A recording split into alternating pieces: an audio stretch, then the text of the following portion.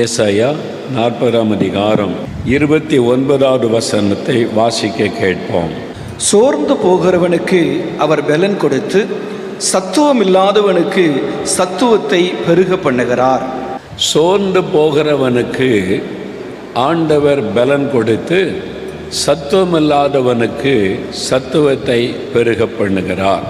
சோர்ந்து போகிறவர்களுக்கு பலன் கொடுக்கிற தேவன். ஆண்டவர் வாக்கு கொடுக்கிறார், சோர்ந்து போகிற உனக்கு நான் பலன் கொடுத்து சத்துவமில்லாதவுடைய சத்துவத்தை நான் பெருக பண்ணுகிற தேவன். இந்த நாட்களிலே சோர்ந்து போன நிலைமையில் இருக்கிற அநேகரை சந்திக்க முடிகிறாரு. இப்போது எனக்கு ஜெபிக்கணும்னு விருப்பமே இல்லை. ஏன் இப்படி சொல்கிறீங்க? நான் எவ்வளோ ஜெபம் பண்ணி பார்த்துட்டேன், ஒன்றும் பதில் வரலை. பிறகு ஜெபம் பண்ணி என்ன பண்ணேன்? அதனால் ஜெபம்னாலே எனக்கு சோர்வு வந்து விட்டது. அப்படி சொல்லுகிறவர்களை சந்திக்க முடிகிறாரு. முன்னால் நல்ல ஊழியெல்லாம் செஞ்சீங்க, சுவிசேஷெல்லாம் அறிவிச்சிங்க, இப்போ செய்கிறீங்களா? இப்போ அதெல்லாம் விட்டு ரொம்ப காலம் ஆயிற்று. ஒரு காலத்தில் உற்சாகமாக ஊழியெல்லாம் செய்தேன். ஊழியம் செய்து என்ன நன்மை கிடைச்சது? நிந்தையும் நெருக்கமும் அவமானமும் பொய்யான குற்றச்சாட்டும் தான் வந்திருக்குது. வேறு என்ன கிடைச்சிருக்குது? அதனால் ஏன் ஊழியம் செய்யணும் அப்படின்ற மாதிரி ஒரு சோர்வு வந்து விட்டார். இந்த மாதிரி பாதிக்கப்பட்டவர்களையும் பார்க்க முடிகிறது. முன்னால் நல்ல கர்த்தருக்குள்ளே உற்சாகமாக பாட்டெல்லாம் பாடி துதித்து சந்தோஷமாக இருந்தீங்க. இப்போ வாயே திறக்க மாட்டேங்கிறீங்க, சும்மா அமைதியாகவே இருக்கீங்கன்னா, துதிச்சு தான் என்னத்தை கண்டோம்? எல்லாம் பண்ணி பார்த்தோம், ஒன்றும் நடக்கலையே. அதே மாதிரி தானே இருக்குது. ஒரு மாற்றத்தையும் பார்க்க முடியல, அற்புதத்தையும் பார்க்க முடியல. அதனால் ரொம்ப மனம் சோர்ந்து விட்டார். இப்படி சொல்லுகிற மக்களையும் எல்லா இடத்திலும் பார்க்க முடிகிறாரு. காரணம் என்ன? இந்த உலகத்தில் கிரியை செய்கிற சத்துருவாகிய சாத்தான், அவன் எப்பொழுதும் தேவ பிள்ளைகளுக்கு விரோதமாய் செயல்படுகிறவன், கர்த்தருடைய பிள்ளைகளுக்கு விரோதமாய் காரியத்தை செய்கிறவன், அவர்களை முடக்கிவிட வேண்டுமென்று நினைக்கிறவன். சாத்தான் தேவ ஜனத்தை எப்படியாவது முடக்கிவிட வேண்டும், அவர்களை செயல்பட விடக்கூடாது என்று கிரியை செய்கிறவன். இந்த சாத்தான் பயன்படுத்துகிற ஆயுதங்களிலே ஒன்றுதான் சோர்வு, மனம் சோர்வு. நான் ரொம்ப சோர்ந்துட்டேன் அப்படின்னு சொல்லுவான்ல, சாத்தான் பயன்படுத்தக்கூடிய ஒரு ஆயுதம். இந்த கடைசி காலத்தில் சாத்தான் பயன்படுத்தக்கூடிய ஆயுதங்களில் ஒன்று பயம். அது ஒரு சாத்தானுடைய ஆயுதம். நம்மளை பயப்படுத்தி முடக்கி விடுவது. எதை எடுத்தாலும் பயம், எதிர்காலத்தை குறித்த பயம், சூழ்நிலைகளை குறித்த பயம், காரணமில்லாத பயம். அது ஒரு சாத்தானுடைய ஆயுதம். அதனுடைய விளைவு டிப்ரெஷன், மன அழுத்தம், அந்த மாதிரி காரியம். இன்னொரு ஆயுதம் சாத்தான் பயன்படுத்தக்கூடிய ஆயுதம் பலவீனம், பலவீனப்படுத்தி விடுவது, ஆவிக்குரிய வாழ்க்கையை பலவீனப்படுத்துவது, சரீரத்தை பலவீனப்படுத்துவது, நம்முடைய பலனை குறைத்து விடுவது. பலவீனப்படுத்திட்டால் ஜெபிக்க முடியாது, ஊழியம் செய்ய முடியாது, கர்த்தருக்காக எழும்பி பிரகாசிக்க முடியாது. அது சாத்தானுடைய ஒரு ஆயுதம். இன்னொரு ஆயுதம்தான் சோர்வு. இந்த சோர்வை கொடுத்துட்டா இவங்களால் ஜெபிக்க முடியாது, ஊழியம் செய்ய முடியாது, மனம் சோர்ந்து விடுவாங்க. அது சாத்தான் பயன்படுத்துகிற ஒரு ஆயுதம். இங்கே கூட அநேகர் சோர்ந்து போன நிலைமையில் நீங்கள் வந்திருக்கிறீங்க. சரி, கடைசியாக போய் ஜெபம் பண்ணி பார்க்கலாம், இந்த ஜெபத்திலையாவது ஏதாவது நடக்குதா பார்க்கலாம் அப்படின்ற நிலைமையில் நீங்கள் இந்த இடத்துல வந்திருக்கலாம். ஏன்னா மன சோர்வு. நான் ஜெபம் பண்ணி பார்த்துட்டேன், எவ்வளவோ ஊழியெல்லாம் செய்து பார்த்துட்டேன், ஒன்றும் நடக்கலைன்ற ஒரு மன சோர்வு. அந்த சோர்ந்து போன நிலைமையில் நீங்கள் இந்த இடத்துல வந்திருக்கலாம். ஆண்டவர் சொல்லுகிறார், நான் சோர்ந்து போகிறவர்களுக்கு பலன் கொடுக்கிற தேவன். நீ சோர்ந்து போய் வந்திருக்கிறல்ல, நான் உன்னை விட்டு விட மாட்டேன். நான் உன்னை அப்படியே சோர்விலே முடங்கி போக விட மாட்டேன். சோர்ந்து போகிறவர்களுக்கு பலன் கொடுக்கிற தேவன், சோர்வை மாற்றி பலப்படுத்துகிற தேவன். ஆண்டவர் சொல்லுகிறார், என் மகனே, உன் சோர்வை மாற்றி உன்னை பலப்படுத்த தான் நீங்கள் அழைத்து வந்திருக்கிறேன். என் மகளே, உன் சோர்வை மாற்றி உன்னை பலப்படுத்துவதற்காகவே நான் உன்னை இங்கே கொண்டு வந்திருக்கிறேன். சோர்வை மாற்றுகிற ஒரு தேவன், சோர்ந்து போகிறவர்களுக்கு பலன் கொடுக்கிற ஒரு தேவன். நம்ம நினைப்போம், எனக்கு தான் இந்த மாதிரி இருக்குது, எனக்கு தான் இந்த சோர்வு எல்லாமே, அவங்கெல்லாம் நல்லா இருக்கிறாங்க அப்படி தோன்றும். ஆனால் வேறு புஸ்தகத்தை நீங்கள் வாசித்தால் தேவனால் ஆசீர்வதிக்கப்பட்ட பயன்படுத்தப்பட்ட பெரிய பெரிய ஊழியர்கள், தீர்க்கதரிசிகள் கூட சோர்ந்து போன சம்பவங்களை வேதத்தில் எழுதி வைக்கப்பட்டிருக்கிறது. அப்போது எல்லாருமே அந்த பாதையில் போயிருக்கிறாங்க. மோசே, ஆபிரகாம், எலியா, அவங்கெல்லாம் அந்த பாதையில் போயிருக்கிறாங்க. சோர்வு அவளை தாக்கி இருக்கிறது, சோர்ந்து போன ஒரு சூழ்நிலை வந்திருக்கிறது. சிலர் உடனே சோர்வு நீங்கி எழும்பிட்டாங்க, சிலர் சில காலம் சோர்ந்து போன நிலைமையிலிருந்து அவங்க எழும்பி வந்திருக்கிறாங்க. இந்த சோர்வு என்கிற பாதையில் போகும்போது ஆண்டவர் அப்படியே விட்டு விடவில்லை, உடனே பலப்படுத்தி அவங்களை தைரியப்படுத்தி நடத்தினார். சோர்ந்து போன இன்னொரு மனுஷனுடைய சரித்திரம் 1 ராஜாக்கள் 19ஆம் அதிகாரம் 4வது வசனத்தில் எழுதப்பட்டிருக்கிறது. அவன் வனாந்தரத்தில் ஒரு நாள் பிரயாணம் போய் ஒரு சூரைச் செடியின் கீழ் உட்கார்ந்து தான் சாக வேண்டும் என்று கோரி, போதும் கர்த்தாவே, என் ஆத்துமாவை எடுத்துக்கொள்ளும், நான் என் பிதாக்களை பார்க்கிலும் நல்லவன் அல்ல என்று சொல்லி ஒரு சூரைச் செடியின் கீழ் படுத்துக்கொண்டு நித்திரை பண்ணினான். போதும் கர்த்தாவே, என்னை எடுத்துக்கொள்ளும் அப்படின்னு ஜெபித்த ஒரு மனுஷனை பற்றி எழுதியிருக்குது. பூமியில் யாரும் சொல்லி கேட்ட மாதிரி இருக்குதா? நீங்கள் தான் ஆண்டவர்கிட்ட போய் சொன்னீங்களா, போதும் ஆண்டவரே, இதை விட என்னை எடுத்துக்கொள்ளுங்க அப்படின்னு சொல்லியிருக்கீங்கல்ல. சோர்வு. யார் இந்த மனிதன்? எலியா. எலியாவின் பெயரை கேட்டால ராஜாக்கள் நடுங்குவாங்க. அப்படிப்பட்ட தேவனால் பயன்படுத்தப்பட்ட ஒரு பெரிய தீர்க்கதரிசி. அவர் ஜெபம் பண்ணா வானத்தின் அக்கினி இறங்கி வரும். அவர் ஜெபம் பண்ணினா மரித்த குழந்தை உயிரோடு எழும்பும். அவர் ஜெபம் பண்ணினா வானம் அடைக்கப்பட்டு விடும். அவர் ஜெபம் பண்ணினால் மறுபடியும் மழை வரும். அவ்வளவு தேவனோடு நெருக்கமான ஒரு அனுபவம் உள்ள ஒரு மனிதர் எலியா. அவ்வளோ பெரிய தேவ மனுஷனே பாருங்க, அவர் சொல்ற ராஜாவுக்கு முன்னால் வந்து, ராஜாவே, என்னுடைய வார்த்தையின்படி தான் இனிமே இந்த தேசத்தில் மழை பெய்யும். இஸ்ரவேலின் தேவனாகிய சேனைகளின் கர்த்தருக்கு முன்னிருக்கிற நான் சொல்லுகிறேன். இந்த மாதிரி சொன்ன ஒரு ஆளை நான் பார்த்ததில்லை. எலியா சொல்லும்போது அதை வாசிக்கும் போதே நமக்குள்ள ஒரு அனல் மூளும். இஸ்ரவேலின் தேவனாகிய சேனைகளின் கர்த்தருக்கு முன்னிருக்கிற நான் சொல்லுகிறேன். தன்னை எப்படி அறிமுகப்படுத்துறார் பாருங்க. அவர் அட்ரஸ் என்னன்னு கேட்டா, எலியா, அவனுக்கு எந்த ஊருப்பா, அவனுக்கு அட்ரஸ் என்ன, ஃபோன் நம்பர் என்ன அப்படின்னு கேட்டா, இஸ்ரவேலின் தேவனாகிய கர்த்தருக்கு முன்னிருக்கிறவன், அதான் அவருக்கு அட்ரஸ். அப்படிதான் சொல்றார் ராஜா கிட்ட. அப்படிப்பட்ட ஒரு நல்ல ஒரு தேவ மனுஷன், தேவனுக்காக பெரிய காரியத்தை சாதித்தவர். இப்போ சொல்றாரு, வனாந்தரத்தில் ஒரு நாள் முழுவதும் வனாந்தரத்தில் ஓடி ஓடி பிரயாணப்பட்டு போய் ஒரு சூறைச் செடியின் அடியில் படுத்துக்கொண்டு, போதும் கர்த்தாவே, என்னை எடுத்துக்கொள்ளும் அப்படின்னு சொல்றார். எதனால? சோர்வு வந்து விட்டார் எலியாவுக்கு. சோர்வு வந்து விட்டார். கர்த்தர் தெய்வமா, பாகால் தெய்வமா? கர்த்தர் தெய்வன கர்த்தரை வணங்கு, பாகால் தெய்வன பாகாலுக்கு பின்னாலே போ, சவால் விட்ட மனிதர்.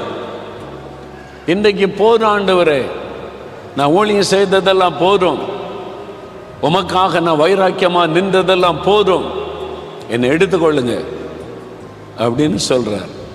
சோர்ந்துட்டார். ஏன்?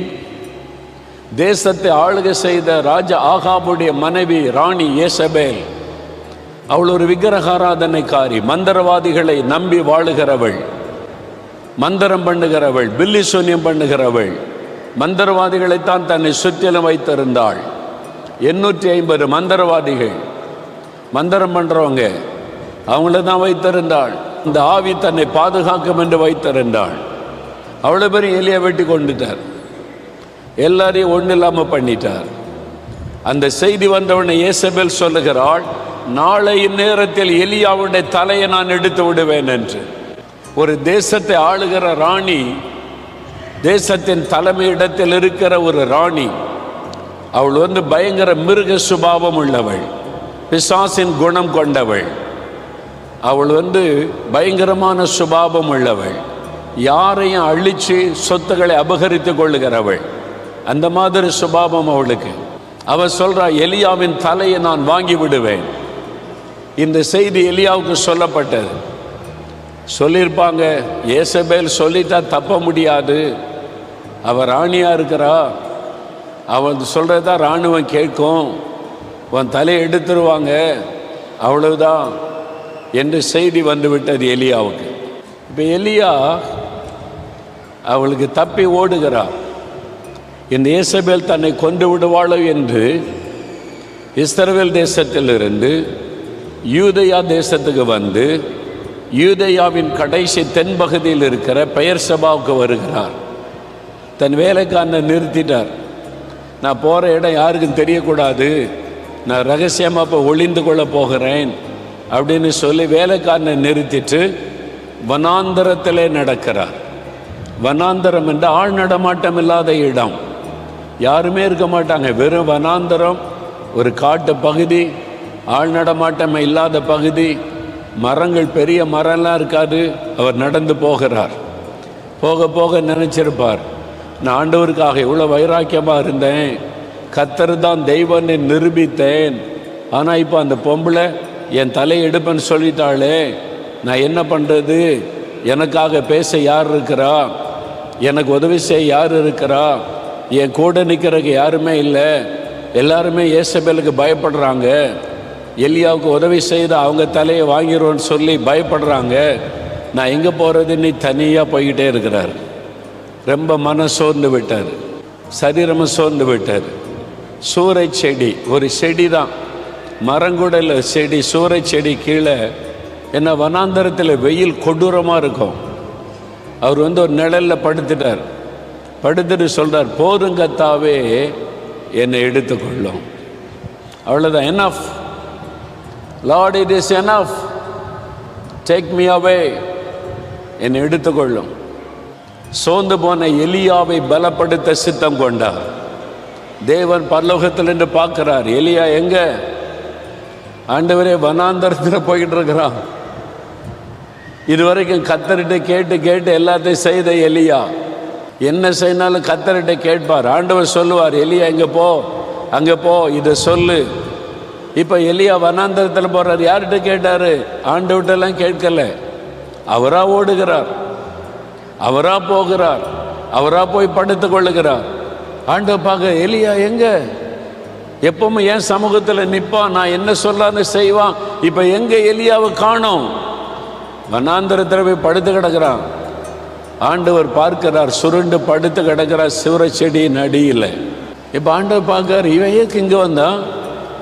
நான் சொல்லலையே, ஆகாபுக்கு உன்னை காண்பின்னு சொன்னேன், அவ்வளோதான், இங்கே எதுக்கு வந்திருக்கிறான் தெரியலையே. இல்லை ஆண்டவரே போதும், என்னை எடுத்துக்கொள்ளுன்னு ஜெபம் பண்ணுறான். அவன் ஜெபிக்கிற சத்தம் உங்களுக்கு கேட்கும்ல, கேட்குது இல்லை, போதும் கர்த்தாவே என்னை எடுத்துக்கொள்ளுன்றார்ல. ஆமாம், எலியா சோர்ந்துட்டான், என்ன பண்ணுறது? இனிமேல் இவனை நம்பி பிரயோஜனம் இல்லை ஆண்டவரே. தூதர்கள் சொல்லியிருப்பாங்க, இனிமேல் இவனை நம்பி பிரயோஜனம் இல்லை, ரொம்ப சோர்ந்துட்டான், செத்து போனால் பரவாயில்லன்னு நினைக்கிறான், என்ன செய்கிறது? ஆண்டவர் சொன்ன, இல்லை இல்லை, அப்படிலாம் விட முடியாது, அவன் என் ஊழியக்காரன், எனக்காக வைராக்கியம் உள்ளவன், அவனும் மனுஷன்தானே, பாடுள்ள ஒரு மனுஷன்தானே, சோர்ந்து போயிட்டான், நான் அவனை பலப்படுத்தணும். யாரை வச்சு பலப்படுத்த? யாராவது ஒரு தீர்க்கதரிசி அனுப்பலாமா? யாராவது ஒரு மனுஷனை கூப்பிட்டு நான் போய் எலியாகிட்ட பேசுன்னு சொல்லலாமா? ஒருத்தரும் போக மாட்டாங்க. ஏன்னா அவன் பயங்கரமான கோபக்கார தீர்க்கதரிசி, அக்கினி இறங்கி அவனை சுட்டறிக்கிட்டுன்னு அவ்வளோதான். அதனால் எலியானால எல்லாருக்கும் பயம். ஐயோ நான் போக மாட்டேன் ஆண்டவரே. எந்த மனுஷனும் எலியாட்ட போக மாட்டாங்க. ஆண்டவர் பார்த்தாரு, இவனை சந்திக்கிற யாரால முடியாது. ஒரு தேவதூதனை கூப்பிட்டார், நீ போ, பசியவர் இருக்கிறான், நடந்து நடந்து களைத்து இருக்கிறான், இந்த அப்பத்தையும் தண்ணீரையும் கொடுன்னு பரலோகத்திலிருந்து தேவன் அப்பத்தையும் தண்ணீரையும் கொடுத்து அனுப்புகிறார். தழல்ல சுடப்பட்ட அடையான் ஆண்டவர் கொடுத்து அனுப்புகிறார். அனுப்பி தேவதூதன் வந்து தட்டி எழுப்புறான். எலியாவை எழும்பப்பா. அவன் எழும்பி பார்க்குறான். அவன் பசி தாகம். ஏன்னா வனாந்தரத்தில் தண்ணீரும் இல்லை. அங்கே வந்து அப்பமும் தண்ணீரும் இருக்கிறது. அதை எடுத்து சாப்பிட்டா, தண்ணியை குடித்தா, மறுபடியும் படுத்துட்டான். இது வனாந்தரம். இங்கே எப்படி இந்த ரொட்டி வந்துச்சு, இங்கே எப்படி இந்த தண்ணி வந்துச்சு, யார் கொண்டு வந்தா, அதை பற்றியெல்லாம் யோசிக்கவே இல்லை. பக்கத்தில் தேவதூதன் நின்று பார்த்துக்கிட்டே இருக்கிறான். எலியா சாப்பிடட்டும், எலியா தண்ணீர் குடிக்கட்டும், நம்மளை பார்ப்பார்ல, தேவன் அனுப்பினது செய்தியெல்லாம் சொல்லலான்னு நின்னா அவர் எதை பற்றி சட்டை பண்ணல. சாப்பிட்டாரு, தண்ணீர் குடித்தா, திரும்ப படுத்துட்டார். போதும் கர்த்தாவே, இந்த அப்பம் யார் கொண்டு வந்தா, யார் கொண்டு வந்தா எனக்கு என்ன, தண்ணீர் யார் கொண்டு வந்தா, யார் கொண்டு வந்தா எனக்கு என்ன, இப்போ நான் சாகணும், அவ்வளோதான். திரும்ப படுத்துட்டார். இப்போ தேவதூதன் ஆண்டவரை பார்க்குறான். திரும்ப படுத்துட்டார். ஆண்டவர் என்ன பண்ணுறது? அவன் போயிட்டான் பரலோகத்துக்கு. ஆண்டவர்கிட்ட சொல்ல, நான் அப்பம் கொடுத்தேன், தண்ணியும் கொடுத்தேன், அவன் குடிச்சிட்டு திரும்ப படுத்துட்டானே அப்படின்னு. உடனே ஆண்டவர் கோபம் வந்து, நான் தேவதூதன் அனுப்பியிருக்கிறேன், தண்ணீர் கொடுத்து அனுப்பியிருக்கிறேன், இந்த எலியாவுக்கு உணர்வு இருக்குதா, அவனுக்கு அறிவு இருக்குதா, நன்றி இருக்குதா, புத்தி இருக்குதா, ஏதாவது ஒன்று பண்ணணும் அப்படின்னு ஆண்டவர் சொல்லலை. ஆண்டவர் பார்த்தா ரொம்ப சோர்ந்துட்டான். என் ஊழியக்காரன் ரொம்ப சோர்ந்துட்டான், அதனால தான் இப்படி படுத்துட்டான். அதனால் தேவதூதனே வா, மறுபடியும் போ. ரெண்டாவது முறை ஒரு அப்பமும் தண்ணி ஆண்டவர் கொடுத்து அனுப்புகிறார். ரெண்டாவது முறை தேவதூதன் வந்து எலியாவை தட்டி எழுப்புறான். எழும்பு, இந்த அப்பத்தை சாப்பிடு, தண்ணியை குடி. சரி, முதல்ல நீ 2 பிளேட்டு கொண்டு வந்திருக்கலாம்ல, பாதி தானே சாப்பாடு கொண்டு வந்த. மறுபடியும் சாப்பிட்டு தண்ணியை குடிச்சிட்டு அப்போ ஆண்டவர் பேச, எலியாவே எழும்பு, உனக்கு இங்கே என்ன வேலை, நான் சொல்லாத இடத்துக்கு வந்திருக்கிறேன், ஆனாலும் பரவாயில்ல, நீ சோர்ந்து போனல, எழும்பு, நான் இன்னும் உன்னை கொண்டு செய்து முடிக்க வேண்டிய வேலை இருக்கிறது. உன்னை குறித்து நான் வைத்திருக்கிற திட்டத்தை உன்னை கொண்டு தான் நான் நிறைவேற்றுவேன். நீ தான் அதை செய்து முடிக்கணும். எழும்பு எலியாவே, நான் உன்னை கொண்டு செய்ய போகிற காரியம் உண்டு. இன்னும் 2 ராஜாக்களின் அபிஷேகம் பண்ணணும், ஒரு தீர்க்கதரிசி அபிஷேகம் பண்ணணும். உனக்கு முன்னால் ஒரு ஊழிய திட்டம் வச்சிருக்கிறேன், எழும்பு. ஆண்டவர் அவனை பலப்படுத்தினார். அந்த அப்பம் தண்ணீர் குடிச்சு சாப்பிட்டதில், பரலோகத்திலிருந்து அந்த அப்பம் சாப்பிட்டதுனால 40 நாள் ராத்திரி பகலா நடந்தாராம். அந்த பலனை கர்த்தர் கொடுத்து விட்டார். இன்றைக்கு உங்களை தேவன் பலப்படுத்தி கொண்டிருக்கிறார். எலியாவே, சோர்ந்து போய் படுத்திருக்கிறியா? போதும், ஊழியம் செய்தது போதும் ஆண்டவரே, நான் ஊழியம் செய்ததெல்லாம் போதும், இட் இஸ் எனஃப். நான் இவ்வளோ ஜெபம் பண்ணேன், இவ்வளோ பிரயாசப்பட்டேன், எழுப்புதலை பார்க்க முடியல, அற்புதங்களை காண முடியலை, நான் இவ்வளோ கஷ்டப்பட்டு ஊழியம் செய்கிறேன், பண பிரச்சனை, வீட்டில் நெருக்கம், உபத்திரவம், பாடுகள், இதுதானே மிஞ்சி இருக்குது. நிந்திக்கிறான், பரிகாசம் பண்ணுறான், கேவலமாக பேசுகிறான், நீங்கள் பார்த்துட்டு சும்மா இருக்கிறீங்க, நான் எதுக்கு ஊழியம் செய்யணும்? சோர்ந்து போயிட்டீங்களா? ஆண்டவர் சொல்லுகிறார், எலியாவே எழும்பு, நான் உன்னை பலப்படுத்துகிற தேவன், உன்னை கொண்டு நான் இன்னும் செய்து முடிக்க வேண்டிய ஊழியம் இருக்கிறது, அதை உன்னை கொண்டு தான் நான் செய்வேன். இல்லை சோர்ந்துட்டான், படுத்துட்டான், இனி வேண்டாம் அப்படின்னு தேவன் ஒதுக்கி விடுகிற தேவன் அல்ல, சோர்ந்து போகிறவர்களை பலப்படுத்துகிற தேவன் அவர். உங்களை பலப்படுத்த ஆண்டவர் வந்திருக்கிறார்.